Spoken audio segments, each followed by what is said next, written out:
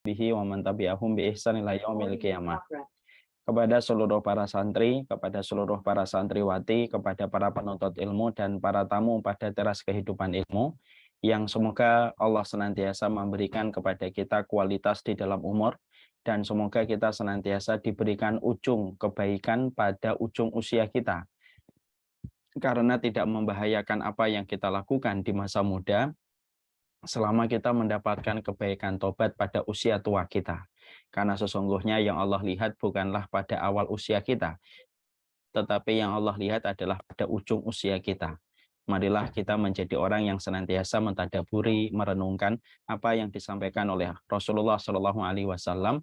Innamal a'malu bil khawatim. Seluruh amal itu tergantung bagaimana penutupnya. Kita tentunya paham ya, kita ini merupakan manusia yang tidak sempurna. Kita merupakan manusia pendosa di waktu muda, di waktu SMA, di waktu kuliah. Kita semua merupakan makhluk pendosa. Mungkin di awal pernikahan kita dengan ketidaksempurnaan apa yang kita lakukan dan kita kerjakan. Tapi semoga ketidaksempurnaan kita di awal-awal usia kita di waktu muda tidak menjadikan kita putus harapan untuk memantapkan ketaatan kita di ujung usia kita. Karena Allah melihat pada ujung usia kita, dan itulah yang kita harapkan. Semoga hari yang terbaik yang kita peroleh hari ketika kita meninggal dunia. Semoga amal yang terbaik merupakan amal yang kita lakukan pada penutup ajal kita. Dan semoga umur yang terbaik adalah umur ketika kita menghadap Allah melewati pintu gerbang yang bernama alam barzah. Semoga itu Allah berikan kepada kita di dalam kehidupan kita. Alhamdulillah, tentunya kita senantiasa bersyukur kepada Allah atas seluruh nikmat dan kesyukuran yang Allah berikan kepada kita, atas seluruh nikmat dan karunia yang Allah berikan kepada kita, yang sejatinya kenikmatan itu berlapis-lapis dalam kehidupan kita. Terkadang karena begitu banyaknya kenikmatan yang kita peroleh, terkadang menjadikan hati kita tidak sensitif untuk mensyukuri setiap anugerah yang sudah Allah berikan kepada kita. Inilah yang menjadi sebuah PR kita, bahwasanya sensitivitas untuk bersyukur itu bukan sesuatu yang terus bisa kita lakukan secara otomatis, kecuali ketika kita lakukan dengan usaha yang harus maksimal di dalam menyadarkan diri kita di dalam kita bersyukur. Sekali lagi, nikmat itu kalau terlalu banyak, terlalu sering kita peroleh, menjadikan hati kita sensitivitasnya untuk merasakan kenikmatan itu menjadi hilang. Layaknya kalau kita mendapatkan sinar mentari. Kalau kita mendapatkan sinar mentari begitu gampang, begitu mudah, akhirnya menjadikan kita tidak lagi merasakan sinar mentari adalah kenikmatan. Barulah sinar mentari akan kita rasakan kenikmatannya kalau sudah beberapa hari kita tidak menjumpai karena mendung yang menggelayut. Nah, inilah yang menjadikan kita senantiasa bersyukur kepada Allah dalam setiap kehidupan kita, dan semoga kita senantiasa apapun yang kita peroleh tidak pernah redup menjadikan kita bersyukur kepadanya dalam segala urusan kehidupan kita. Marilah kita mencontoh kepada Nabi Sulaiman. Nabi Sulaiman itu merupakan seorang nabi yang menjadi pioneer atau menjadi contoh terbaik di dalam kesyukuran beliau kepada Allah. Bahkan ketika beliau melihat semut beliau melihat semut saja menjadikan beliau bersyukur kepada Allah dengan mengucapkan doa Rabbi auzi'ni an ashkura ni'mataka allati an'amta alayya wa an a'mala salihan tardah wa aslih li fi dzurriyyati inni tubtu ilaika wa inni minal muslimin. Kesyukuran itu diabadikan oleh Allah ribuan tahun sebelum kita hidup. Disampaikan kesyukuran itu kepada kita sampai kita mendengar doa kesyukuran Nabi Sulaiman walaupun hanya melihat semut yang saat itu menyelamatkan diri dari injakan kaki pasukan Nabi Sulaiman. Itulah dahsyatnya syukur. Dan Allah itu tidak hanya mencari mereka yang bersabar dengan berbagai macam ujian yang mendera mereka, tapi Allah juga mencari siapa yang bersyukur di antara kenikmatan dan anugerah yang Allah berikan kepada kita. Masalahnya bukan kepada ujian yang kita peroleh, masalahnya bukan kepada kenikmatan yang kita dapatkan. Masalahnya adalah sebesar apa kita bersabar dan sebesar apa kita bersyukur. Bisa jadi di antara alumni-alumni yang ada di majelis kita hari ini, ada yang kelapangannya harta, kelapangannya materi, finansial dari semenjak kecil sampai hari ini. Maka Allah tidak cari berapa yang sudah kamu kumpulkan, tetapi Allah cari sebesar apa kamu bersyukur dengan tumpukan fasilitas itu. Mungkin ada di antara alumni yang hadir pada kesempatan siang kali ini, yang hidupnya terus mendapatkan ujian dan musibah yang tidak terduga dan tidak pernah terencana. Bukan masalahnya pada ujiannya, tapi sebesar apa kesabaran yang kita perlihatkan di balik setiap musibah itu. Inilah yang menjadikan kita paham kehidupan ini Allah ciptakan bagi kehidupan kita. Salah satu tujuan kehidupan ini diciptakan oleh Allah supaya Allah melihat siapa yang bersabar dan siapa yang bersyukur pada jalan perjalanan kehidupan mereka. Kepada Allah kita bersyukur dan kepada Allah kita berharap semoga kita diberikan pertolongan dalam setiap jejak kaki kehidupan kita sebelum kita menghadap kepada Allah. Amin, insyaallah. Kita pada kesempatan hari ini akan mencoba menyampaikan sebuah materi yang diamanahkan kepada kami dari panitia kajian alumni SMA 3 angkatan 89, yaitu tentang meraih kenikmatan ibadah. Ini merupakan materi yang cukup penting, ini merupakan materi kelas berat. Kalau kita tarik pada dunia tinju, ini merupakan materi dan tema kelas berat. Karena ini merupakan materi yang sejatinya dibutuhkan oleh siapapun. Hari ini banyak orang yang beribadah, tapi belum tentu merasakan kenikmatan pada ibadah yang dia lakukan. Banyak orang yang beribadah kosong makna dari ibadah yang dia kerjakan, kosong dari ketaatan yang dia kerjakan. Ketika mengerjakan ibadah, hanya sebatas fisiknya, tetapi tidak merasakan kenikmatan pada hatinya dan jiwanya. Sering kan ibu-ibu dan bapak mendapatkan sebuah kasus yang terjadi. Ada orang mereka beribadah tetapi ternyata ujungnya dia depresi. Ada orang yang taat beribadah secara penampakan mata kita tetapi dia frustasi.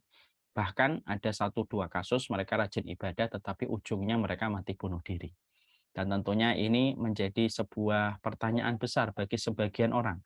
Kenapa ada orang yang beribadah tetapi tidak merasakan kelapangan, justru merasakan frustasi, justru merasakan depresi, bahkan tidak sedikit atau ada beberapa kasus mereka yang mati bunuh diri. Dan itu menjadi sebuah perenungan untuk kita. Berarti yang salah bukan pada ibadahnya, tetapi yang salah adalah bagaimana prosedur yang kita lakukan di dalam beribadah, itulah yang salah. Dan itulah yang menjadi perenungan untuk kita. Dan kita harus membebaskan terputus referensi kita dari pelaksanaan dan realisasi ibadah yang kurang maksimal dan kurang sempurna. Dan inilah yang menjadikan kita mengkaji pembahasan pada kesempatan siang kali ini, meraih kenikmatan di dalam kita beribadah kepada Allah. Di sisi yang lain tentunya kita paham, di sisi yang lain tentunya kita mengerti bahwasanya ibadah ini bukan perkara yang kecil, ini merupakan perkara yang maha besar pada kehidupan kita di dalam kita beribadah kepada yang maha besar, yaitu adalah Allah. Ibadah itu merupakan sesuatu yang agung, sesuatu yang tidak bisa dipandang sebelah mata, sesuatu yang tidak bisa dipandang recehan. Siapapun yang memandang sebelah mata pada perkara ibadah, maka sebelah mata itu pula nasibnya nanti di akhirat. Siapapun yang menempatkan ketaatan pada ukuran recehan, maka recehan itulah yang akan dia peroleh pada kehidupan di akhirat. Karena kehidupan babak yang kedua, kehidupan akhirat, tergantung pada ibadah yang kita lakukan, sesuai dengan prosedur yang benar, sesuai dengan persyaratan yang ditetapkan. Karena itulah yang menjadikan kita paham. Sesungguhnya perkara besar pada kehidupan kita bukan karir kamu, bukan pencapaian kamu, bukan berapa rekeningmu, bukan berapa saldomu, bukan pula berapa fasilitas yang kamu peroleh, tetapi ukuran besar dalam kehidupan kita adalah berapa ibadah yang kita persembahkan dalam perjalanan kita menuju kepada Allah. Inilah yang menjadikan kita semakin memahami betapa besarnya positioning ibadah pada kehidupan kita. Nah, karena kita tahu besarnya positioning ibadah pada kehidupan kita, ketika kita menghambakan diri kepada Allah, dan siapapun yang tidak memperhatikan unsur penting ibadah ini pada kehidupan mereka, merekalah yang akan babak belur pada kehidupan di akhirat. Makanya penting bagaimana kita melihat dan mengkondisikan hidup kita dengan ibadah. Dan supaya kita bisa merasakan kenikmatan dalam ibadah yang kita lakukan. Karena banyak sekali komponen yang kita pahami tentang ibadah itu sendiri dan banyak hal yang harus kita lakukan supaya ibadah bisa terasa nikmat pada penghambaan kita. Kita akan mencoba untuk membahas tentang ibadah ini dari berbagai macam komponen, satu persatu yang akan menjadikan kita mudah memahami dari apa yang kita kaji. Yang pertama, komponen penting untuk menjadikan kita paham adalah sesungguhnya kita harus memahami arti ibadah itu sendiri kayak apa. Ini penting, kita harus mengetahui, kita harus paham, supaya kita tidak terjebak pada sebuah definisi yang menyempit dan sebuah definisi yang salah. Salah memahami definisi ibadah itu sendiri akan menyebabkan kekisruhan dan kekacauan di dalam kita menjalani kehidupan. Banyak orang yang mereka salah memandang makna kehidupan dimulai dari metode yang salah ketika mendefinisikan ibadah itu sendiri. Dan ini akan menjadi sebuah kerusakan besar. Kerusakan manusia itu biasanya dimulai dari definisi yang salah ketika dia mendefinisikan ibadah. Ada orang yang mendefinisikan ibadah hanyalah sebatas sholat, hanyalah sebatas puasa, hanyalah sebatas mereka melakukan dan membayarkan zakat, ditutup puncaknya ibadah dengan mereka melakukan ibadah haji dan umroh. Tentunya ini salah besar. Kalau ibadah itu hanya didasarkan kepada sholatmu, puasamu, zakatmu, dan berakhir dengan hajimu, berarti sesungguhnya kita terjebak kepada sebuah paradigma tentang ibadah yang salah, dan paradigma yang salah membentuk cara kehidupan dan roadmap kehidupan yang kurang benar. Dan ini biasanya dimiliki sama orang-orang yang sudah terkena paham sekulerisme dan liberalisme. Sekarang mari kita letakkan dulu, karena positioning ibadah itu menjadi perkara penting pada peribadatan kita dan tujuan kehidupan kita adalah beribadah. Sekarang definisi kita apa sih yang benar ketika kita memandang ibadah itu?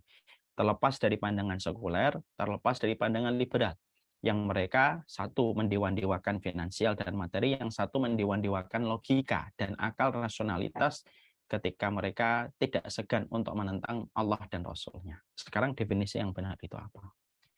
Definisi yang benar ketika kita mendefinisikan ibadah, ternyata para ulama mendefinisikan ibadah dengan sebuah kata yang sangat ma'ruf, sangat mencakup semuanya.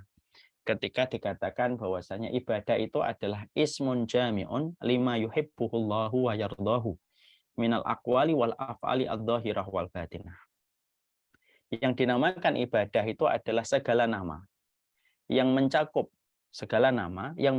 dari seluruh perkara yang dicintai oleh Allah dan diridhai oleh Allah, minal aqwal wal af'al, dari perkataan dan perbuatan, baik yang zahir dilakukan anggota fisik ataupun yang batin yang dilakukan oleh hati dan jiwa kita. Jadi dari definisi ini saya ulang kembali, yang dinamakan ibadah itu seluruh nama yang mencakup dari seluruh perkara yang dicintai dan diridhai oleh Allah, baik perkataan kamu, perbuatan kamu, baik yang dilakukan anggota badanmu ataupun yang dikerjakan oleh hatimu dan jiwamu. Itulah ibadah.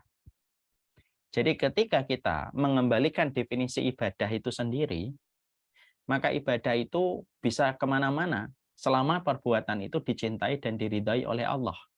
Kalau kita niatkan itu, perbuatan-perbuatan yang baik dan benar itu kita niatkan karena Allah, maka itulah ibadah.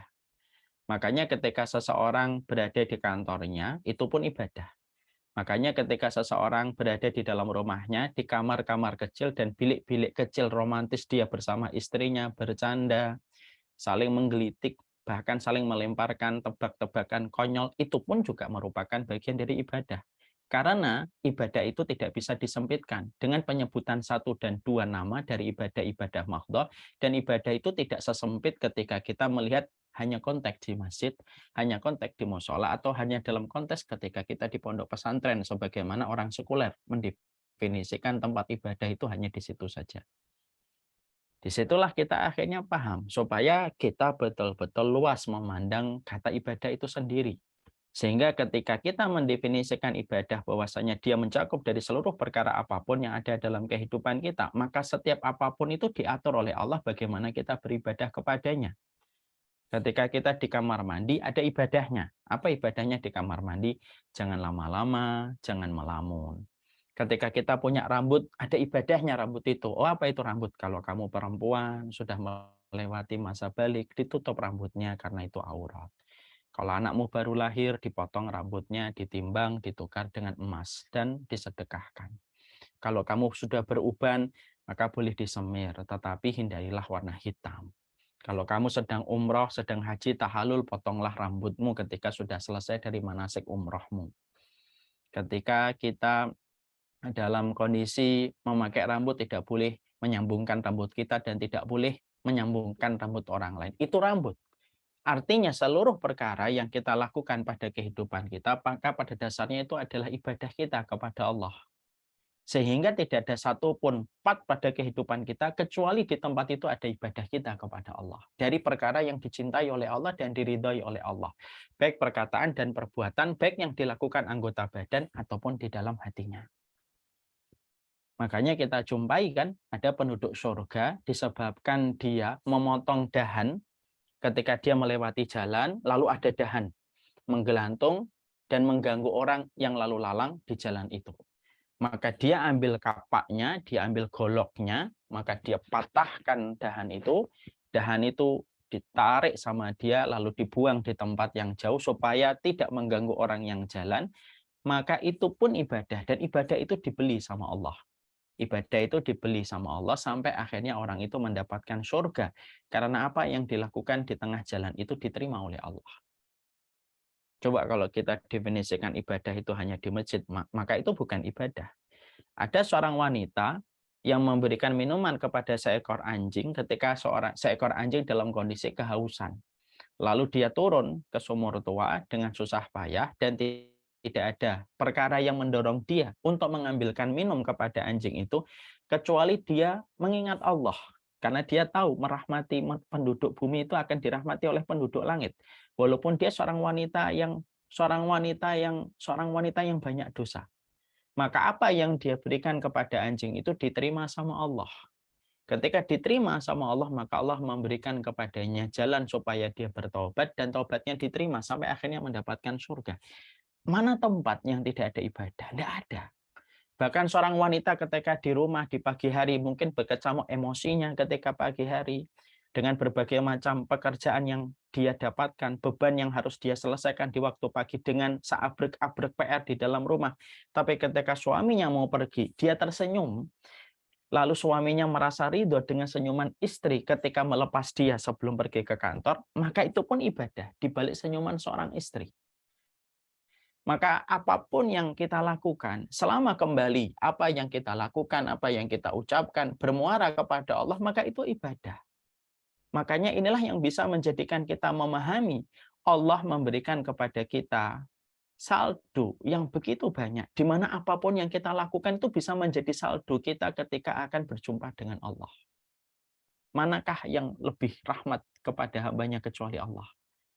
Manakah sebuah rob yang bisa menjadikan kita mencium istri adalah pahala. Kita memotong dahan adalah pahala dan ibadah. Kita memberikan minuman kepada seekor anjing adalah ibadah. Bahkan saya di komplek perumahan saya, ada bapak-bapak dan ibu punya kebiasaan unik. Kalau saya 5:30 pulangnya, selalu saya menjumpai bapak itu. Yang dibawa sama bapak itu adalah makanan kucing yang dia bawa pakai motornya, dan dia selalu memberikan makanan kucing itu di tempat yang tidak pernah berubah setiap pagi. Itu pun ibadah. Jadi kalau ada orang ketika pada kehidupan ini dia merasa lelah di dalam ibadah, maka sesungguhnya ibadah ini luar biasa. Begitu banyak pada kehidupan kita. Dari sebuah definisi yang benar ketika kita mengartikan ibadah itu sendiri.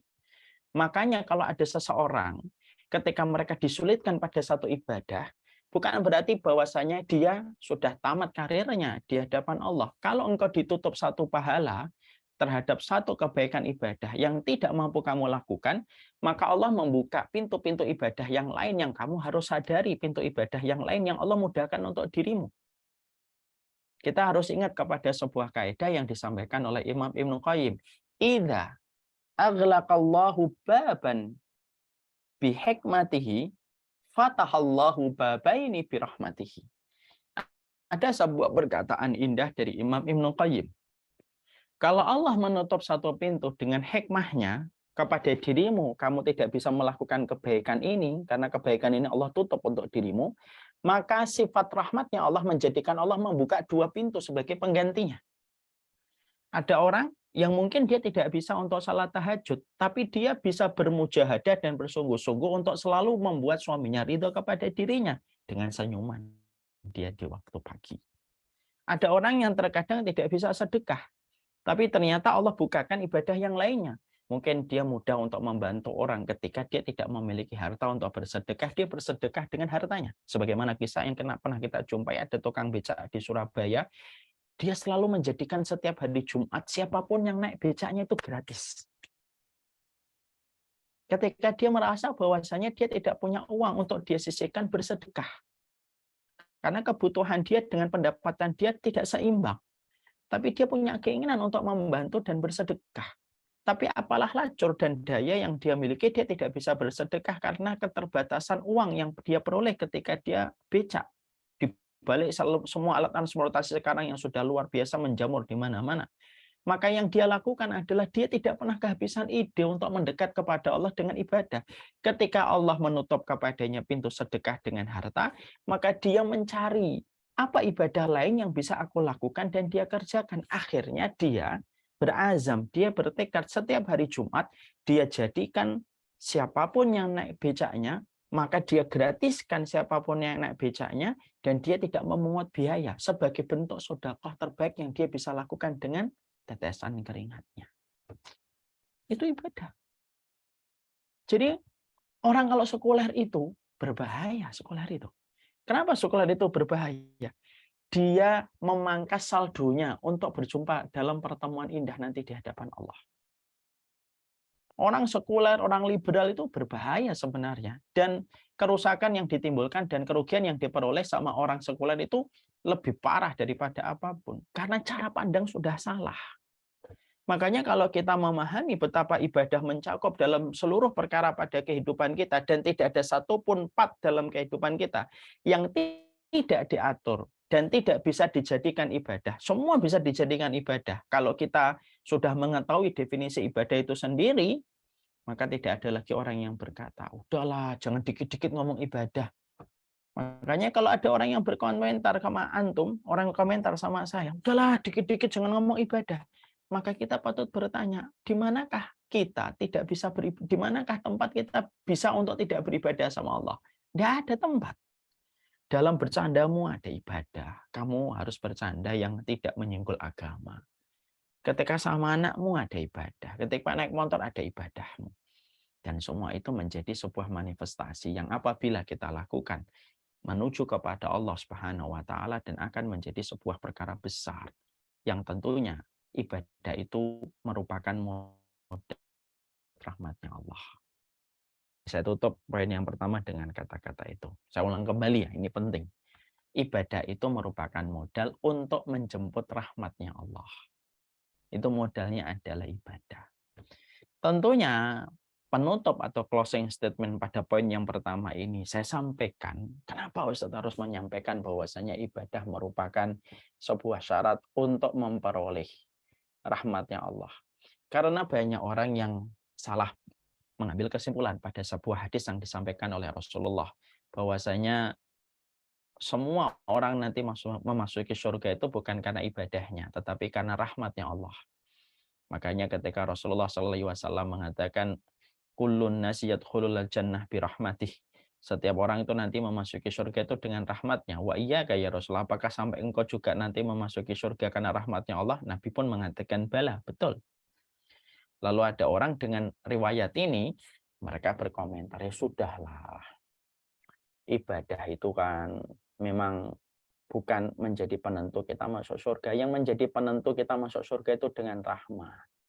Akhirnya orang ketika salah mengambil kesimpulan pada hadis ini, akhirnya apa? Meremehkan ibadah. Ini salah. Ini salah.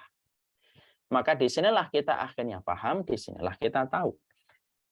Memang betul yang menjadikan kita nanti masuk surga itu rahmat. Tapi ingat ya, rahmat itu dekat dengan orang yang mereka berbuat ketaatan dan ibadah. Dan rahmat tidak pernah dekat dengan orang yang tidak pernah melakukan ketaatan. Jadi jangan lagi ada orang yang berkata, oh yang penting itu dapat rahmat. Ngapain kamu tahajud? Belum tentu orang yang tahajud juga dapat surga. Yang dapat surga itu orang mendapatkan rahmat. Betul. Tapi rahmatnya Allah itu dekat dan lebih besar prosentasenya kepada orang yang mereka melakukan ibadah. Tahajudmu mendekatkan kamu sama rahmat. Bayar nafkah kepada istri. Itu juga tidak menjamin orang dapat masuk surga kok. Kamu ngasih nafkah sama istrimu. Betul, memang tidak menjamin.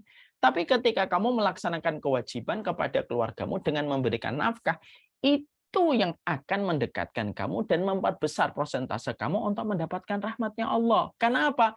Rahmat Allah itu tidak pernah berpihak kepada mereka yang tidak pernah beribadah kepada Allah.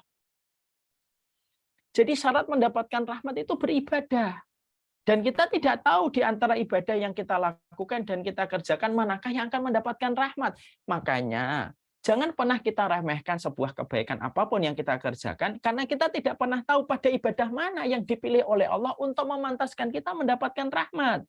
Jujur ya, secara kasarnya bisa jadi hajimu 2 kali belum tentu mendapatkan rahmat. Tapi bisa jadi ketika kamu sedang malam-malam tidak ada orang tua, sedang duduk kelelahan ketika menjual dagangan kerupuknya, lalu kamu turun dari mobil, tidak ada yang tahu dari apa yang kamu lakukan, kamu memberikan kepada bapak tua itu dengan sesuatu yang sebenarnya yang dia butuhkan pada hari itu, dia terima uang itu, lalu dengan itu diterima sama Allah dan akhirnya mendapatkan rahmat. Bisa jadi kita sedekah untuk masjid 100 juta, belum tentu diterima dan mendapatkan rahmat Allah. Tapi bisa jadi ketika kita keluar dari masjid, ada orang tua, kita ambilkan sandalnya. Ketika dia kesulitan untuk memilih sandalnya di antara ratusan sandal, jamaah yang baru keluar dari masjid, ketika kamu mengambilkan sandal dia, itu justru yang mendapatkan rahmatnya Allah. Nah kita itu nggak tahu. Makanya disitulah kita akhirnya paham. Memang betul, ibadah tidak menjamin surga. Tapi ibadah itu memperbesar persentase kamu untuk mendapatkan rahmat. Jadi jangan dijadikan hadis ini untuk menjadi pembenaran untuk tidak beribadah kepada Allah dan suka menyalahkan orang yang rajin ibadah. Ada orang yang suka rajin menyalahkan orang ibadah. Lah, ibadah kayak gitu. Belum tentu juga dapat rahmat ke orang kayak gitu kan. Jangan gitu. Jangan menutupi kelemahan dan kerapuhan kita di dalam ketaatan, lalu kita menjadikan sebuah dalil menjadi dalih untuk menutupi apa yang kita nggak suka. Memang betul ibadah itu tidak menjamin seseorang, tapi ibadah itu membesar persentase seseorang mendapatkan rahmatnya Allah. Dan itu harus kita paham. Makanya di sinilah poin ini, ternyata kalau kita bedah baru poin 1, ini sudah kemana-mana. Dan itulah yang menjadikan kita wala tahqiranna minal ma'ruf syai'an. Jangan pernah meremehkan satu amalan. Saya sering sekali berkata pada waktu kajian Samilah Seri Sang Kelima Hamlan of Salihin, saya sering menyampaikan, bisa jadi kita tahajud 1 bulan belum tentu mendapatkan rahmat. Tapi bisa jadi ketika kita lagi jalan, melihat ada orang, lalu kita tidak ambil pusing, langsung kita memberikan apa yang bisa kita berikan untuknya, lalu dia bahagia, kita memberikan hadiah kepada dia dengan cara yang membuat dia tidak terluka dan tidak terhina, justru itu yang diterima oleh Allah. Maka itulah yang menjadikan kita paham. Ibadah itu merupakan sesuatu yang besar. Dan bisa didapatkan dari mana saja. Kalau ada satu pintu ibadah yang tertutup untuk kamu, bukalah pintu-pintu ibadah yang lain. Dan ingat, setiap orang diberikan potensi ibadah yang berbeda-beda. Jangan meremehkan ibadah. Memang ibadah tidak menjamin rahmat, tapi ibadahmu mendekatkan kamu kepada rahmat. Rahmat itu tidak pernah dekat sama orang yang tidak pernah beribadah. Rahmat itu tidak pernah berpihak kepada orang yang tidak pernah melakukan ketaatan. Jangan salah memaknai hadis dengan apa yang kita pikir. Dari apa yang kita baca secara letterlock dalam hadis sampai kita membaca penjelasan para ulama tentang hadis itu. Ini harus kita paham. Ya. Jadi dari poin pertama ini sudah, Masya Allah, banyak poin-poin yang kita peroleh. Ini yang pertama. Jadi yang namanya ibadah, semua perkara yang kita lakukan dan kita kerjakan itu ibadah. Makanya kalau ada seorang ibu dari pagi, anaknya banyak, dia tidak bisa zikir pagi, tidak usah iri yang ke masjid. Enak ya yang di masjid, pakai mukena, berangkat sama suaminya, lalu duduk, dia khusyuk, dia berdoa sampai syuruk, bisa sholat syuruk, tanpa diganggu sama siapapun. Saya sebelum subuh sudah ditarik anak saya, yang satu minta minum, yang satu minta nyusu. Tidak perlu bagi kita melihat yang di sana. Karena apa? Karena yang kamu lakukan bisa jadi lebih utama yang ke masjid. Kenapa? Karena yang kita lakukan adalah kewajiban yang harus kita tuntaskan ketika kita merawat anak-anak kita. Dan itu semua bisa menjadi ibadah. Ada satu pengalaman begini, Bapak. Saya ini sempat terpikir ya, kalau habis subuh saya jarang bisa lama di masjid kecuali hari Jumat. Yang memang saya ada kajian rutin di komplek perumahan saya sendiri. Nanti kalau ada bapak-bapak dan ibu pengen jumpa, silahkan datang ke komplek perumahan kami di Kemang Pratama 3. Ada kajian setiap subuh pagi sambil makan, setelah itu sarapan ngobrol. Selain hari Jumat, Sabtu, Ahad, Senin, Selasa, biasanya tidak pernah lama. Duduk, zikir pagi sekitar 15 menitan, baru setelah itu pulang. Tidak bisa sampai syuruk, jarang sekali bisa sampai syuruk. Ya. Lalu ngopaini anak-anak semuanya. Anak-anak saya banyak ya. Ada 7, yang 2 di pondok, yang 5 di rumah. Dulu sempat kepikiran, ya Allah, kadang-kadang pingin kayak bapak-bapak. Kalau iman lagi kuat, pingin kita ini kayak orang keluarnya nantilah duha gitu baru keluar.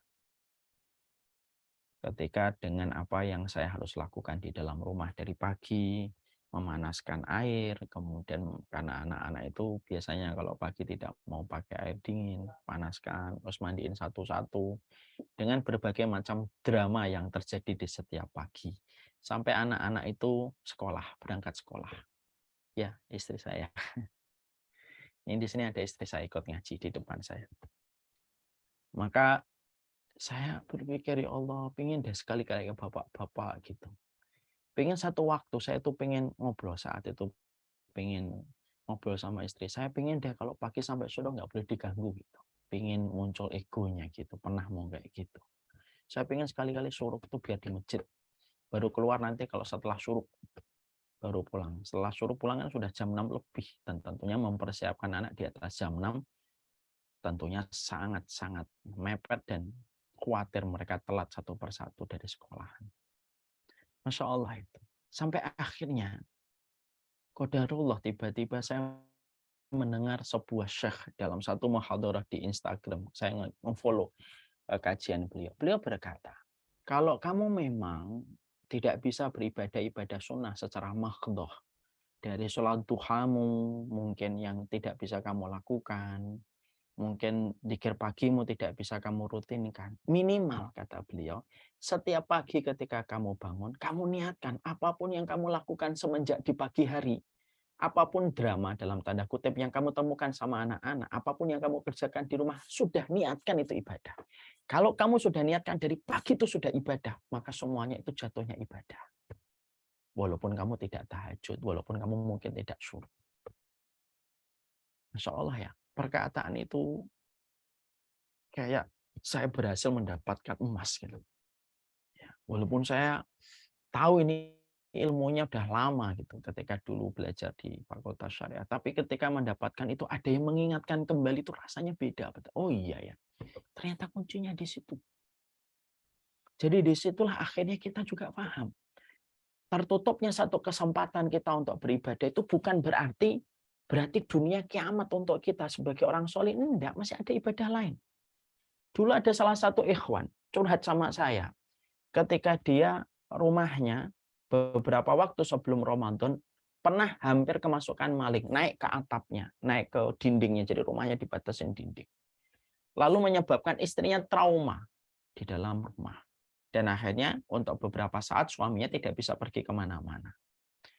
Ketika kami sudah masuk itikaf, beliau tidak bisa masuk itikaf. Saya ditelepon sama beliau. Dia ngomong, Ustaz, saya sedih. Kenapa sedih, akhi? Saya nggak bisa itikaf hari ini. Mas Maulana, tolong tutup. Saya tidak bisa itikaf tahun ini. Loh, kenapa, akhi? Ceritalah beliau mengalir. Saya, qadarullah, Ustaz, ini istri saya kemarin dapetin sebelum Ramadan kemasukan maling. Dan beliau sempat trauma. Dan saya mendapati beliau tidak mau ditinggal tanpa saya. Saya lalu bilang sama beliau, oh Masya Allah, berarti antum ngurusin bisnis di rumah, di kantor, karena kantornya beliau di dalam rumah itu juga. Iya Ustaz. Saya lalu menyampaikan kepada beliau dengan izin Allah ya. Mungkin Allah pilih antum untuk tidak iktikaf. Karena apa? Karena Allah pilih antum supaya antum kalau ada kelapangan rezeki, antumlah yang membiayai orang-orang yang itikaf.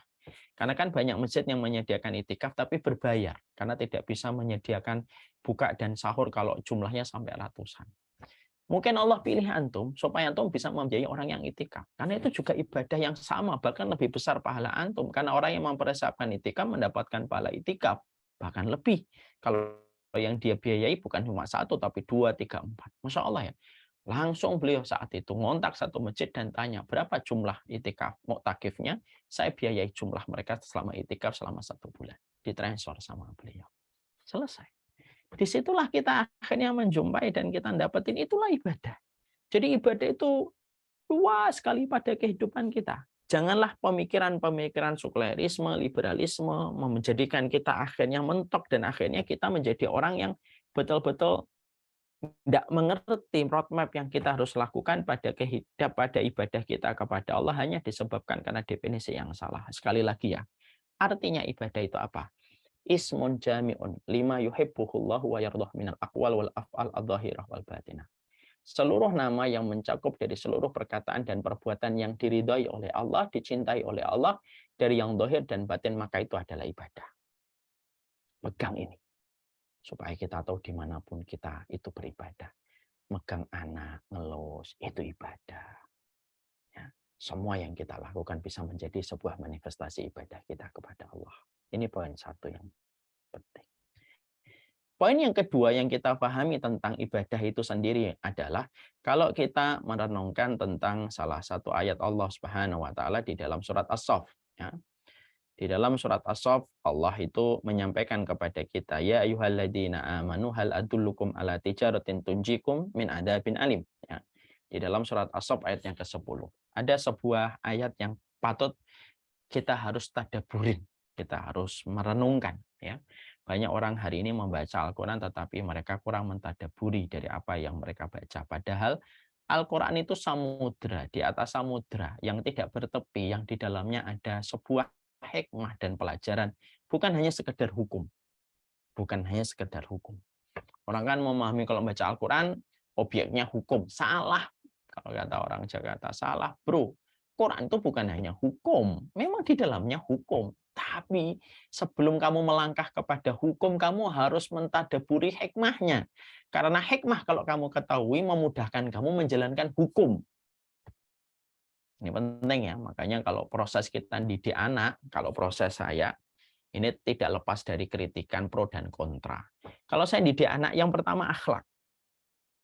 Attitude-nya dulu. Ada indikator-indikator yang kita harus lihat pada anak kita, pada indikator akhlaknya. Setelah akhlak, tadaburnya dia. Tadabur dia dalam Quran secara kehidupan sehari-hari. Baru setelah itu hafalannya. Baru setelah itu hukumnya dan petunjuknya. Nah, kita mentadaburi ya, surat As-Saff, kembali kepada surat As-Saff. Nanti saya sampaikan tentang tadabur supaya Bapak dan Ibu tahu betapa pentingnya kita mentadaburi Quran. Mungkin banyak di antara kita masih asing dengan tadabur Quran. Padahal tadabur Quran itu penting sekali. Tadabur dari apa yang kamu temukan pada samudra hikmah, pada satu ayat yang kamu dapatkan, memudahkan kamu untuk menjalani hukum yang ada yang menjadi petunjuk. Mari kita mentadaburi surat As-Saff ayat yang ke-10. Ya.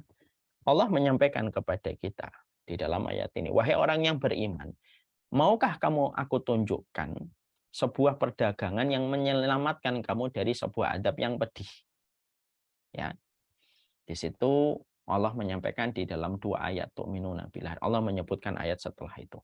Disitulah kita akhirnya memahami ada sebuah tadabbur. Ternyata ibadah itu kalau kita letakkan pada roadmap kehidupan kita, ibadah itu ternyata merupakan perdagangan kita sama Allah.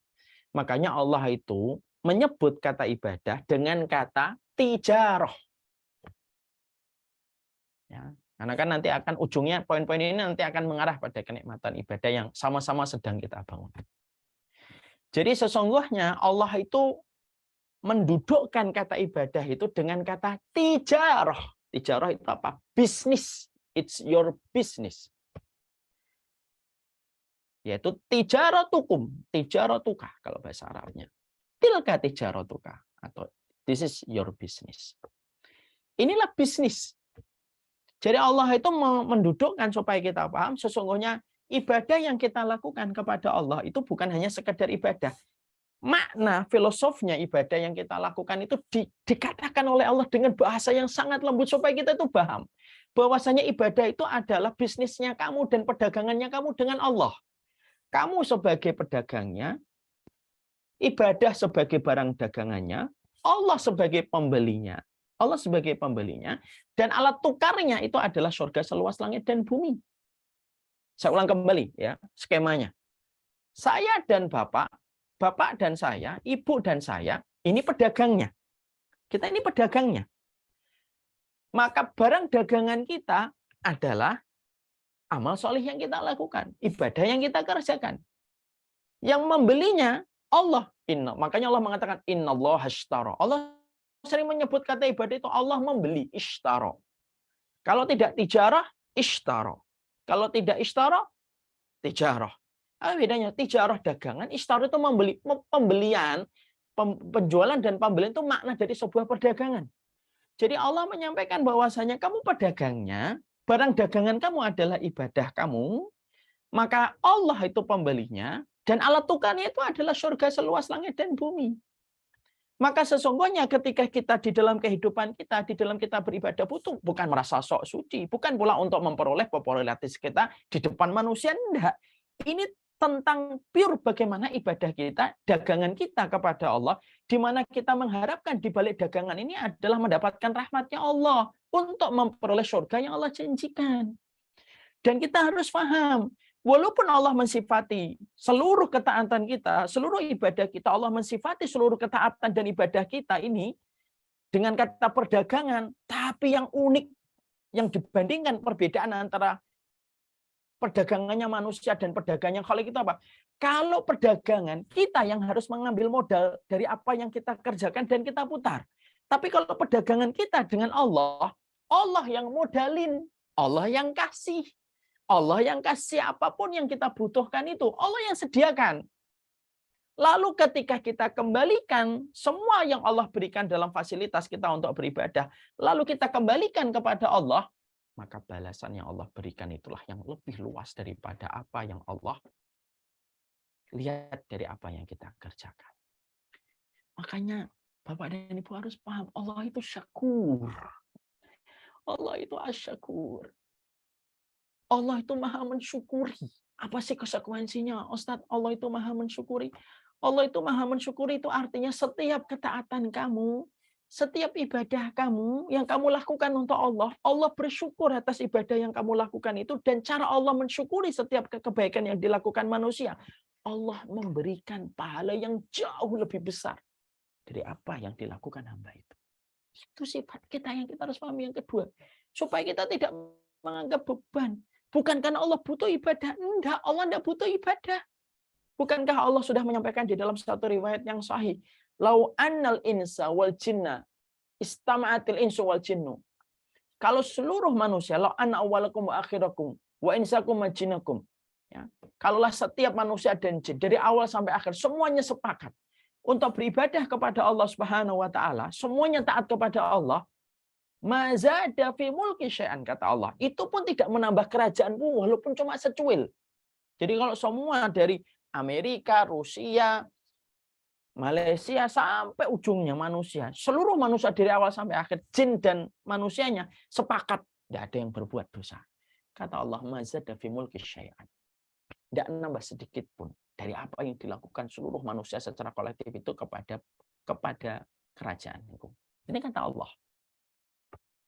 Sebagaimana sebaliknya kalau seluruh manusia sepakat untuk memberi, kalau seluruh manusia sepakat untuk berbuat dosa dari yang pertama sampai yang terakhir, jin dan manusia semuanya sepakat berbuat dosa, mana qasta min dzalika fi mulki syai'an, itu pun tidak akan mengurangi kerajaanku walaupun hanya secuil saja, kata Allah. Secuil saja pun tidak. Secuil saja pun tidak. Itu menjadikan kita, Allah tidak membutuhkan ibadah. Tapi ada sebuah makna yang dalam ketika kita mengertikan bahwasanya ibadah itu supaya tidak beban. Ibadah itu adalah perdagangan kita sama Allah. Ini adalah tijarah. This is our business. Ini adalah bisnisnya kita kepada Allah. Yang unik dari bisnis ini adalah sudah modalnya dari Allah, fasilitasnya dari Allah, kita lakukan pada kehidupan, maka sesungguhnya Allah yang bersifat asyakur, dan konsekuensi dari asyakur itu adalah maha pembalas. Maka setiap ketaatan kita tidak akan pernah dilewatkan oleh Allah sedikit pun. Bahkan Allah memberikan pengganti yang jauh lebih banyak daripada apa yang kita berikan. Siapa yang bisa membeli barang dagangan kalau sudah dibeli oleh Allah? Tidak akan ada yang bisa membeli. Dan tidak ada yang bisa mendekati Allah kalau sudah menawar barang dagangan manusia di dalam kita beribadah kepadanya. Mari kita belajar dari sholat subuh, dari sholat fajar. Sholat fajar itu merupakan salah satu sholat yang Masya Allah ya, paling ringan. Sholat yang paling ringan itu sholat sunnah fajar. Itu sholat yang paling ringan. Saking ringannya sholat sunnah fajar itu, Masya Allah ya, sampai Ibunda Aisyah kalau ngelihat Rasulullah lagi sholat sunnah fajar, beliau berkata dan berkomentar, aku ini kalau ngelihat Nabi lagi sholat sunnah fajar, seakan-akan aku tidak menyangka Nabi itu membaca Al-Fatihah.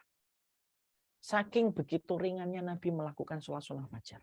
Makanya kalau kita tanya, Ustadz, sunnahnya kalau sholat sunnah fajar itu baca apa? Rakaat yang pertama Al-Kafirun, rakaat yang kedua Al-Ikhlas. Sudah, jangan panjang-panjang. Udah dua itu saja. Tapi perhatikan bagaimana balasan yang Allah berikan. Rasulullah SAW mengatakan, sholat fajar, rakaatil fajr, khairu minad dunya wa ma fiha. Itu lebih baik daripada dunia dan seisinya. Sholat sunnah fajar yang paling ringan, yang apabila kita melakukan sholat sunnah fajar, ini baru sholat sunnah fajar secara spesifik contoh saja. Sholat sunnah fajar yang melakukan 3 menit, mungkin paling lama 5 menit, 3 menit lah. Kalau Al-Kafirun sama Al-Ikhlas ya 3 menitan. Kalau sholat sunnah fajar yang hanya butuh waktu 3 menit saja, modalnya dari Allah, fasilitasnya dari Allah. Lalu kita sholat fajar 2 rakaat di dalam kita beribadah kepada Allah. Perhatikan balasannya Allah janjikan kepada kita lewat lisan Nabi yang tidak pernah berdusta. Khairu minad dunya wa ma fiha. Itu lebih baik daripada dunia dan seisinya. Mari kita hitung, Pak. Saya yakin SMA 3 ini kan insya Allah ya terkenal pintar-pintar. Mari kita hitung, Pak dan Ibu. Kekayaan di dunia ini berapa? Dari timur ke barat, dari utara ke selatan. Dari New York, Washington, sampai Malaysia, Kuala Lumpur, Abu Dhabi, Jakarta, Surabaya, Makassar, Papua, yang di atasnya saja. Belum di bawahnya. Dari emas, perak, tembaga, batu bara, kita hitung. Mungkin kita tidak akan bisa memiliki alat untuk menghitungnya. Dan ternyata itu Allah berikan semuanya. Nilai itu diberikan oleh Allah jauh lebih besar yang Allah berikan daripada dunia dan seisinya. Itu kalau kita transaksi sama Allah. Lalu apa yang menjadikan kita akhirnya untuk tidak memahami tentang bagaimana ibadah kita kepada Allah ketika transaksi kita itu dibayar dengan sedemikian kuatnya. Berarti setiap satu menitnya berapa banyak Allah menggaji kita.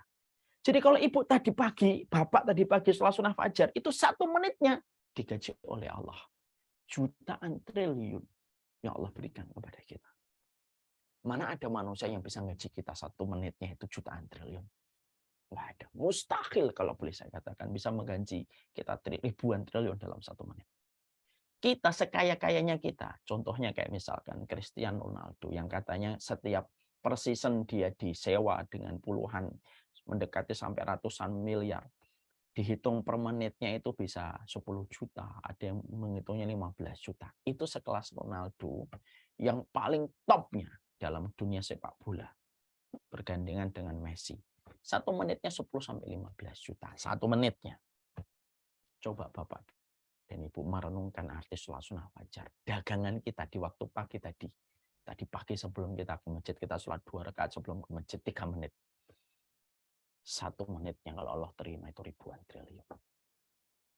Sedahsyat itu makna yang Allah bangun ketika kita mengartikan sebuah konsep ibadah. Kenapa ibadah jadi berat ya Ustaz? Karena kita lupa makna dari tadabbur dan filosof yang harusnya kita petik ketika kita menentukan arti ibadah itu sendiri. Makanya dalam poin yang kedua yang kita harus paham, menuju kepada sebuah tema besar melahirkan sebuah kenikmatan dalam ibadah. Ibadahmu itu bukan beban, ibadahmu itu transaksimu kepada Allah. Itu dagangan kamu. It's your business, ini tijaratuka. Ini tijarahnya saya. Dan sebesar itu Allah memberikan kepada kita pahala yang Allah janjikan kepada mereka yang beribadah. Kalau sudah dikatakan oleh Allah, tijarah, itu apa sih hikmahnya Ustaz? Kenapa Allah di dalam surat As-Saff itu mengatakan hal adullu ya ayyuhalladzina amanu hal adullukum ala tijaratin tunjikum min adzabin alim. Kan Allah katakan itu tijarah supaya kamu itu lebih supaya maknanya itu lebih dekat kepada kehidupan kita gitu loh. Karena Allah itu ingin supaya kebenaran itu dekat dengan apa yang bisa kita pahami dan mudah dipahami oleh manusia itu sendiri. Karena dengan memahami menjadikan orang itu kuat memiliki motivasi untuk melakukan sesuatu. Itu yang pengen Allah bangun pada kehidupan kita. Makanya ini ibadah. Sama ini ketika kita dakwah siang hari, ngantuk, letih, ya. Setelah aktivitas yang kita lakukan dari pagi, ada banyak kesempatan. Tapi karena kita tahu kalau kita artikan, ini bisnis saya nih sama Allah ini. Saya harus punya bisnis hari ini sama Allah itu apa ini? Ya udah bisnis saya adalah saya harus ngaji siang ini. Ini bisnis saya ini. Dan kita tahu bahwasanya bayaran Allah itu menggiurkan yang akan saya dapatkan. Memang temponya bukan hari ini, temponya nanti. Tapi hari ini pun juga mendapatkan sudah bayaran dari Allah. Dengan berbagai macam keberkahan yang Allah berikan kepada kita. Itu yang menjadikan kita lebih ringan. Itu yang menjadikan kita lebih simpel. Dari apa yang sejatinya kita harus maknai di dalam ibadah yang kita kerjakan. Ya. Jadi akhirnya kita, makanya saya teringat ya, ketika sahabat Utsman pernah baru datang dari satu peperangan, lalu baru perdagangan dari Syam. Ada kata-katanya Utsman bin Affan itu yang bagus banget. Kata-kata Utsman saat itu barang dagangnya baru datang. Saudagar-saudagar dari Mekah itu sudah menawar dengan harga yang tinggi. Niatnya Utsman saat itu ketika dagangan baru datang itu maunya dijual, tapi saat itu ada panggilan Nabi untuk bersedekah fisabilillah. Maka saat itu orang nawar 1 kali, nggak diterima. Nawar 2 kali, nggak ada yang. Nawar 3 kali, nggak diterima sama Utsman. Lalu dikatakan kepada Utsman, kamu jual kepada siapa? Kepada zat yang tawarannya jauh lebih besar daripada kalian. Yang dimaksudkan sahabat Utsman itu adalah Allah. Makanya sahabat Utsman itu hartanya lebih fasih daripada lesannya. Itu yang terkenal di antara para ulama. Sahabat Utsman itu Bapak dan Ibu, kalau beliau khutbah, beliau khutbah itu hanya 1 ayat. Baca 1 ayat doang, setelah itu selesai khutbahnya. Nah, kita bisa membayangin ya. Masya Allah, sahabat Utsman, 1 ayat dibaca, setelah itu selesai khutbah.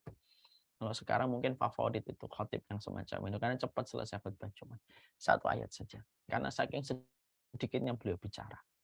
Para ulama mengatakan, Utsman itu fasih hartanya dibanding fasih lisannya. Dan beliau lakukan itu, Masya Allah ya. Luar biasa itu.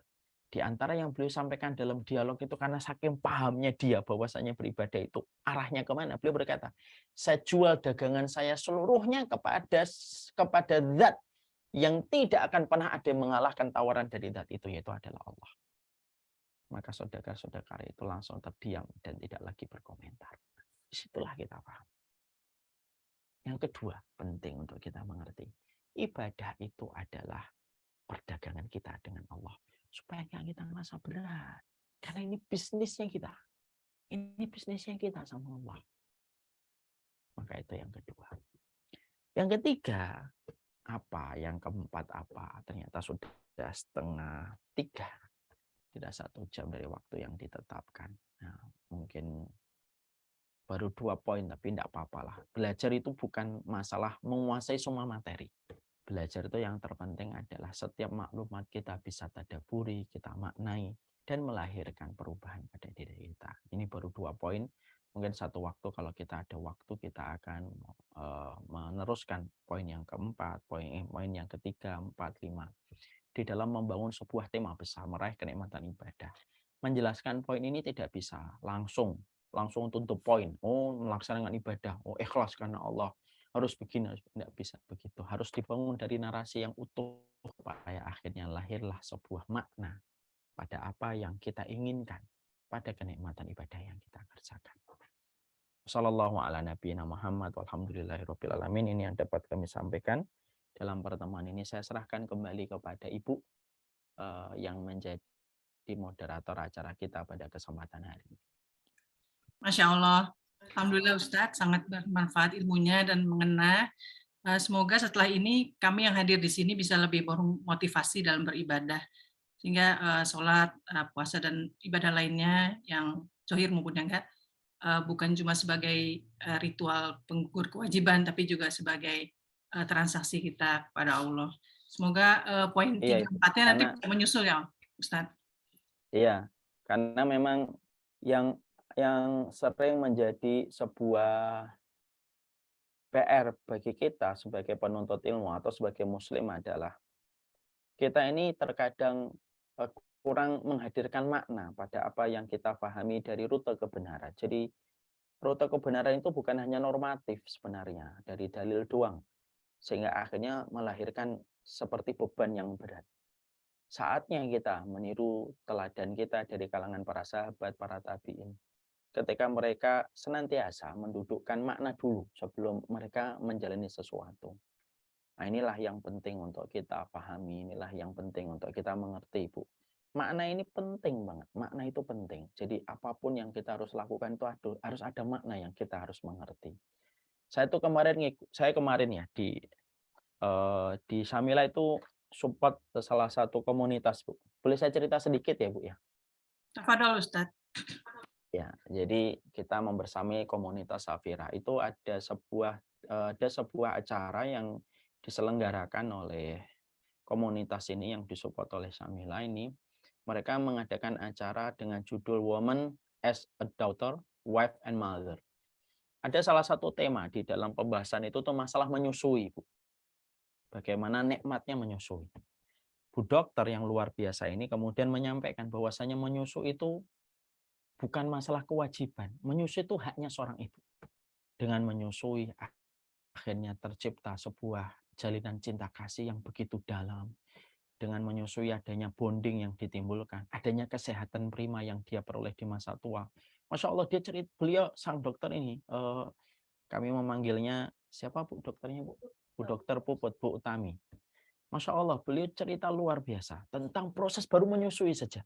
Dan bagaimana beliau tergetar ketika beliau sekolahnya sampai ke Amerika gitu. Tapi ketika beliau membaca ayat dan hadis itu tertegun. Ternyata sedahsyat itu menyusui. Ini baru menyusui. Dan ketika beliau menjelaskan tentang menyusui dari makna yang dihadirkan oleh beliau, akhirnya orang itu memahami bahwasanya menyusui itu bukan sekedar kewajiban ternyata, tapi haknya seorang wanita untuk menyusui. Ada kenikmatan yang dirasakan setelah makna itu dihadirkan. Penting sekali hari ini yang sekarang sering kita luput itu, Ibu. Makna itu kurang dipahami. Sholat itu maknanya apa? Menyusui itu maknanya apa? Yang ternyata ketika kita kurang menghadirkan makna, itulah yang menjadikan kita melihat agama itu beban. Wah, agama itu beban. Lailah agnostik, lailah sosialisme, lailah komunisme, paganisme. Karena salah satu di antara sudut pandang orang adalah beragama itu beban. Padahal beragama itu adalah sebuah hikmah dari sebuah kebaikan yang kita peroleh di dalam peribadatan kita kepada Allah. Allah alam bisawab. Ini tambahan saja, Bu. Maaf ya saya akhirnya motong dan akhirnya. Nggak apa-apa Ustadz, silakan. Ustadz buka Ya, untuk tanya jawab atau masih ada waktu? Saya yakin udah masih banyak ada yang waktu, ngantrin. Boleh silahkan. Baik, ada yang udah raise Ibu. hand? 3 pertanyaan ya, Ibu ya? Iya, semoga pertanyaannya yang sesuai dengan topik ya Ustadz. Ya, silahkan Ibu. Yang sudah raise ini ada Pak Boyke Danu, silakan.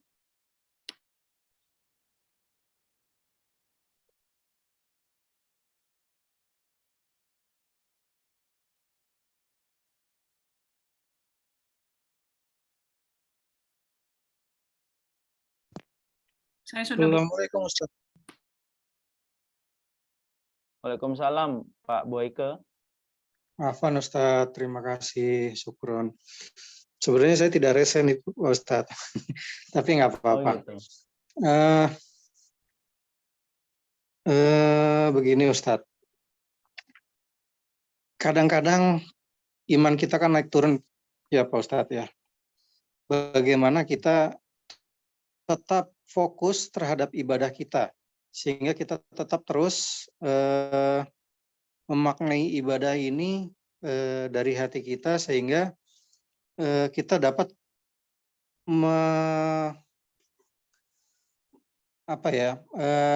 mendapatkan kenikmatan dalam beribadah, gitu, Tat. Ya, sebenarnya gini, Bapak. Ini kan kajian kita masih di pinggirannya ya, poinnya poin 1 dan poin 2. Sebenarnya pertanyaan Bapak itu akan terjawab pada poin-poin berikutnya. Tapi yang penting saya sampaikan begini, Pak Boyke tadi mengikuti kajian.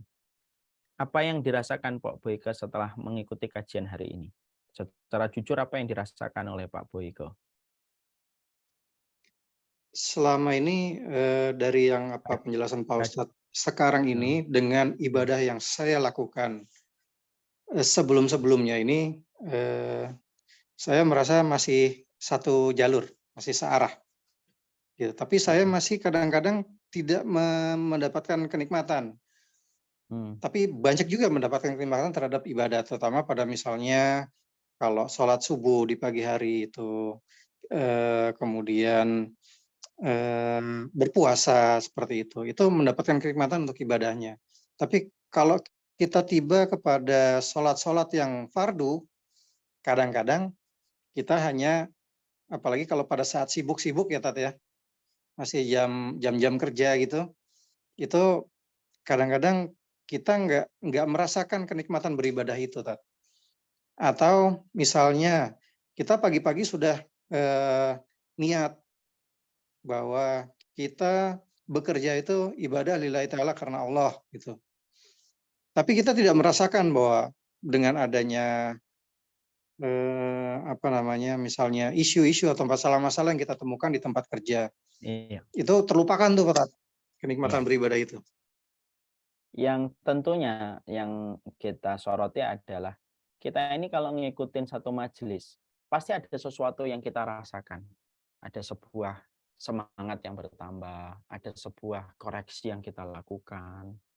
Istri saya juga ikut. Ibu ngerasain nggak kalau kajian hari ini, misalkan semua kajian para ustadz yang kita ikuti, ada perubahan nggak, Ibu? Sedikit di hati kan setiap ada.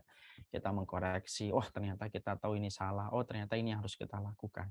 Itulah fungsinya ilmu, Pak. Ilmu itu diibaratkan dengan cantik oleh Rasulullah. Ibarat Rasulullah itu cantik betul. Kata Rasulullah, ilmu itu ibarat air hujan. Menghidupkan yang mati pada hatimu, membasahi yang kering pada jiwamu. Jadi kalau Bapak mengatakan gimana ya supaya kenikmatan ibadah kita rasakan, ya sering-seringlah kamu duduk di kajian ilmu. Salah satunya di antara banyak komponen yang harus kita maksimalkan. Karena dengan kita mengerti duduknya kita pada majelis ilmu, disitulah Allah akan memberikan tambahan-tambahan kenikmatan. Ilmu itu charger, Pak. Majelis taklim itu charger. Makanya maaf ya Pak Boyke ya. Saya paling nggak suka kalau ada orang yang mengatakan majelis ilmu itu siraman rohani. Saya kurang cocok, bukan nggak suka, maaf. Saya kurang cocok. Kenapa saya kurang cocok kalau ada yang mengatakan majelis ilmu itu siraman rohani? Seakan-akan kalau majelis ilmu itu dikatakan siraman rohani, hanya dibutuhkan kalau lagi lo punya masalah. Kalau lagi punya masalah, lo ngaji. Kalau lagi sumpek, lo ngaji. Kalau lo lagi down, lo ngaji. Tapi kalau lagi nggak down, lagi nggak sumpek, ya nggak usah ngaji. Salah itu. Ngaji itu adalah sebuah hajat dan kebutuhan kita untuk menjaga kondisi hati kita. Kalau kita sadar kita ini punya hati yang harus dijaga. Kan hidup harus berkesadaran. Kalau kata orang hari ini trennya mindfulness. Di antara puncaknya mindfulness itu harus tahu kita ini punya hati yang harus dijaga. Nah, cara menjaga hati kita itu ya dengan kajian ilmu. Ya kajian ilmu yang harus kita jagain.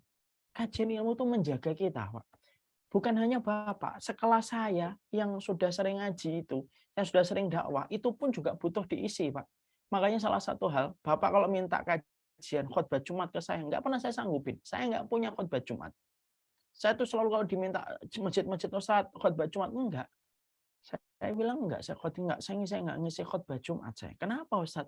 Karena saya butuh duduk untuk mendengarkan pula. Saya enggak bisa terus-terusan menyampaikan. Saya harus duduk mendengarkan, kadang harus kasih nasihat, kadang mendengarkan kajian. Makanya saya juga bersyukur Pak, di tempat sekolah anak saya ada kajian wajib untuk para wali santri. Walaupun itu terasa kadang-kadang berat dengan aktivitas yang sudah terjadwal, tapi itu juga dibutuhkan. Karena kita tahu di kajian itu kita akan mendapatkan sebuah koreksi. ilmu itu memang obat pahit dari getirnya semua masalah yang kita jumpai. Banyak perempuan kadang kuat betul perasaannya. Kalau yang menyampaikan suami, gagal itu masuk pada dirinya seorang istri. Tapi ternyata bisa masuknya itu lewat mana? Ternyata bisa masuknya lewat ilmu dan kajian yang diikuti oleh seorang istri. Karena itulah kajian, barokahnya itu gitu. Saya ini kadang-kadang, ini jujur nih ada istri saya ini. Nah, saya itu kadang-kadang nyampaikan banyak hal, gitu. Saya sampaikan. Tapi terkadang istri saya pada satu momen gitu ya, habis ngikutin kajian dia sampaikan, tadi kajiannya bagus Debbie, ada ini. Dalam hati saya sudah nyampaikan materi itu satu persatu. Tapi disitulah saya akhirnya langsung mengambil kesimpulan, itulah barokahnya majelis ilmu, Pak. Dengan dia ngikutin majelis ilmu pada ustadz yang lain atau pemateri yang lain, maka akhirnya dia bisa ngambil sesuatu yang ketika saya menyampaikan ketika lagi dalam kondisi ngobrol, mungkin tidak masuk bagi dia. Itulah barokahnya majelis ilmu. Makanya identitas orang yang beriman itu simpel, berilmu dia. Makanya Allah memberikan sebuah janji, garansi, jaminan yang luar biasa di dalam orang yang mencari ilmu. Karena identitas orang yang beriman itu berilmu sebenarnya. Kalau kita dicintakan oleh Allah untuk kepada ilmu dan tidak fanatik kepada kelompok, sebenarnya Allah sudah menginginkan kebaikan untuk kita. Tapi kalau kita ternyata tidak dicintakan kepada ilmu, berarti kita belum diinginkan oleh Allah di dalam kebaikan. Makanya kita harus menggeser sebuah definisi. Jangan dikatakan lagi dengan siraman rohani, tetapi ini adalah sebuah kajian yang mana kita butuhkan. Dan kebutuhan kita kepada ilmu lebih besar daripada kebutuhan kita kepada makan dan minum. Berapa banyak suami, kalau mereka jujur, ketika ada masalah sama istrinya, lalu dia mendengarkan kajian, lalu akhirnya dia lebih tahu bagaimana bersabar. Berapa banyak istri ketika dia lagi bermasalah, lalu dia mendengarkan kajian, sengaja atau tidak sengaja, qadarullah, lalu dia tiba-tiba menyadari kekurangannya. Ilmu itu obat. Ilmu itu obat. Bahkan sebagian ulama mengatakan ilmu itu bukan sekedar obat. Ilmu itu adalah penyembuh dari semua getirnya masalah yang kita jumpai dalam kehidupan. Ilmu itu penyembuh. Kalau penyembuh kan berarti sembuh, Pak. Ya, namanya juga syifa, kesembuhan. Namanya syifa itu pasti sembuh. Tapi masalahnya kita mau pakai atau tidak mau pakai. Makanya di situ sebenarnya. Jadi kalau kita sudah dicintakan oleh Allah kepada ilmu, maka sesungguhnya pada dasarnya itulah cara untuk menjaga hati kita. Orang ngomong mindfulness macam-macam, sebenarnya simple aja. Dalam Islam itu sudah ada namanya mindfulness ribuan tahun sebelum konsep hari ini melahirkan konsep mindfulness. Namanya istihdarul qalbi, atau sebagian ulama mengatakan yaqdhah, hati yang sadar. Simpelnya dalam hati yang sadar itu apa? Kamu harus sadar, kamu itu punya hati. Dan hati itu harus dijaga. Charge-nya itu adalah dalam ilmu yang kita peroleh. Makanya kalau orang sudah betul-betul dicintakan kepada ilmu, maka dia terus berusaha untuk berupaya untuk kenal ilmu. Dan dia tidak bersifat untuk dijemput sama ilmu. Dia menjemputnya. Dia berusaha, dia tahu, harus tahu. Dia tidak kemudian nunggu, nyantai, lalu kemudian ada satu undangan, dua undangan. Bisa. Kalau orang udah dicintakan ilmu, dia akan berusaha. Ya kan? Makanya sempat ada dulu orang yang protes kepada saya begini, Ustadz kenapa sih jadwalnya di kajian Ustadz saya susah dapetin. Saya selalu bilang, kalau memang jujur niatnya untuk nyari ilmu, gampang kok, pasti ada. Oh, di sosial media sering dipublish. Kalau betul-betul kita sudah dicintakan sama ilmu, pasti dimudahkan kok sama Allah. Kita ini akan dipertemukan dengan apa yang beredar di hati kita. Itu kan simpel. Makanya kita pernah ingat sebuah dialognya antara Buya Hamka dengan seorang laki-laki. Saya ke Saudi ketemu pelacur. Lalu jawaban dari Buya Hamka simpel. Saya ke Amerika nggak ketemu pelacur. Jawabannya simpel. Sekaligus nohok. Saya ke Amerika, saya nggak ketemu pelacur. Lalu Buya Hamka berkata, kita akan dipertemukan dengan apa yang menjadi kecondongan hati kita. Sebenarnya kalau hati kita sudah dicondongkan kepada ilmu, orang kalau sudah dicondongkan hatinya kepada ilmu, sebenarnya dialah yang akan dimudahkan untuk mendapatkan itu. Makanya dimulai dari sebuah narasi yang benar. Narasi itu penting, Pak. Kalau kita nggak punya narasi terhadap segala sesuatu, bubar kehidupan kita. Narasi kita tentang istri harus kita bangun benar. Narasi kita tentang anak harus benar. Narasi kita ketika misalkan ibu menyusui itu harus benar. Narasi kita berilmu juga harus benar. Narasi yang kita harus bangun pada kehidupan kita bukan ilmu yang butuh kita yang butuh ilmu. Karena sesungguhnya surga identik dengan ilmu sebagaimana ikan identik dengan airnya. Bisa dipahami ya Pak Boyka, semoga merahmati. Masya Allah, kehidupan Anda. tabarakallah, jazakallah, Ustadz. Bisa Khair. dipahami, Ustadz. Barakallah fiik. Syukran, Kelihatannya Ustadz. pertanyaan sama-sama Afan. Kelihatannya pertanyaan Pak Boyka mewakili 2 pertanyaan sisanya. Ini sudah mau mendekati asar, saya pamit undur diri, harus persiapan sholat asar juga. Ini yang dapat kami sampaikan. Senang sekali berjumpa dengan alumni SMA 3 Jakarta angkatan 89. Tidak bosan saya menyampaikan. Jazakumullah khair, terima kasih sudah memberikan contoh betapa ilmu harus kita pelajari walaupun dari orang yang usianya lebih muda dan lebih belia. Saya lebih muda dari bapak-bapak dan ibu. Tapi bapak dan ibu mengajarkan kepada saya hormat itu kepada ilmu, siapapun yang menyampaikan. Semoga alumni ini selalu diberkahi oleh Allah, dijauhkan dari prasangka, dijauhkan dari permusuhan dan pertikaian. Semoga kelapangan hatinya lebih besar daripada masalah yang hadir. Jazakumullah khair sudah membersamai dalam perjalanan dakwah ini, setidaknya pada kesempatan siang kali ini. Sekali-kali nanti datang ke kantor kita Pak, kita punya kantor dan kantor kita nanti ada Syamila Weekend Class yang kita selenggarakan setiap akhir pekan. Nanti insya Allah di bulan Oktober atau di bulan November kita mulai nanti datang ke kantor supaya dakwah itu tidak terlalu normatif gitu. Guru dan murid tapi tidak pernah berjumpa. Harus ditingkatkan grade-nya. Bagaimana guru kenal muridnya, murid lebih kenal dengan gurunya, programnya apa yang bisa kita pick up dari gurunya. Hari ini saya cukup sedih ya, banyak mendapati bahwasanya dakwah itu dan taklim itu terkadang hanya sekedar normatif. Ustadznya tidak tahu masalah yang dimiliki sama jamaahnya lebih tidak tahu lagi program-program ustadznya itu pengennya apa di dalam dakwahnya ke depan itu dan apa yang bisa saya support untuk sang ustadz. Moga-moga ini tidak terus berkelanjutan menjadi kanker yang menjalar kemana-mana. Harus kita memiliki icebreaker-nya, kita pecahkan bola saljunya, harus kita rubah, kita tingkatkan kualitas kita bersama dengan guru, dengan kita lebih paham, guru juga lebih mengerti tentang murid-muridnya, ada sebuah kekentalan di dalam ruang interaksi dan bermuamalah. Makanya Masya Allah, saya sekaligus pula ngundang kalau memang kapan-kapan silahkan datang ke kantor kami, ngobrol-ngobrol dengan bapak-bapak dan ibu, silahkan datang ke sini dan saya yakin seluruh usahanya untuk mendatangi tempat dakwah insya Allah berpahala besar. Ini undangan yang kami berikan kepada SMA 3 alumni 89 angkatan 89. Semoga Allah memberkahi dalam kebaikan. Saya pamit undur diri. Amin. Mohon pamit. Saya Jazakallah khairan Ustadz. Insya Allah nanti kalau ada kesalahan. kita cek itu jadwalnya. Terima kasih Ustadz. Assalamualaikum. Oke, nanti kalau mau datang silakan dibuat jadwalnya Bu. Insya Allah kita siap untuk menambah. Insya Allah Ustadz. Insya Allah. Oke, pamit. Subhanakallahumma wa bihamdika asyhadu an la ilaha illa anta astaghfiruka wa atubu ilaik. Assalamualaikum warahmatullahi wabarakatuh. Waalaikumsalam. Waalaikumsalam.